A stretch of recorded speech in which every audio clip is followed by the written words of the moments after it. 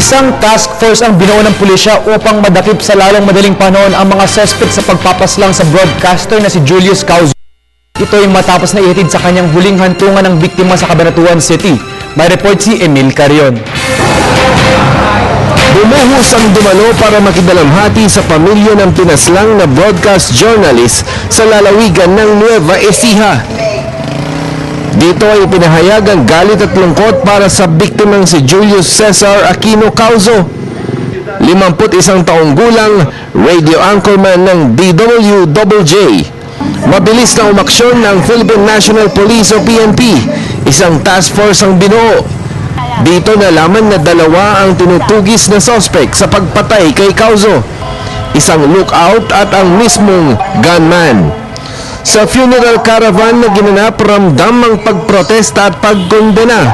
Mismong sa tapat ng lumang Kapitolyo at bulwagan ng Katarungan ay nagsalita ang mga supporters. Matatandaan nitong Nobyembre 8, dakong alas 8 ng umaga, ay binaril ng 3 beses si Cauzo.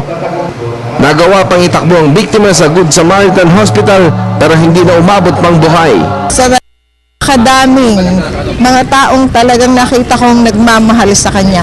Ito na po yung kanya sigurong ginawang way para po ang kanyang kagustuhan na mangyari na kanyang pinaglalaban ay matupad. We hope na yung gumawa mahuli natin ng buhay dahil kasi masyadong malaki yung bounty na binigyan natin, 1 million. Lagi ka lang nasa gitna. Titimbangin mo lang yung mga pangyayari. At huwag kang basta magbabalita na wala kang basihan. Yun lang ang pinakakondelikado. Kasi itong hanabuhay natin sa pagiging isang mamahayag, hindi pa tayo, pag tayo nagsimula ng pinag-uusapan na may bahit politika, yung isang paong nasa hukay na. Pansamantalang inihimlay sa headquarters ng DWJJ ang mga labi ni Cauzo.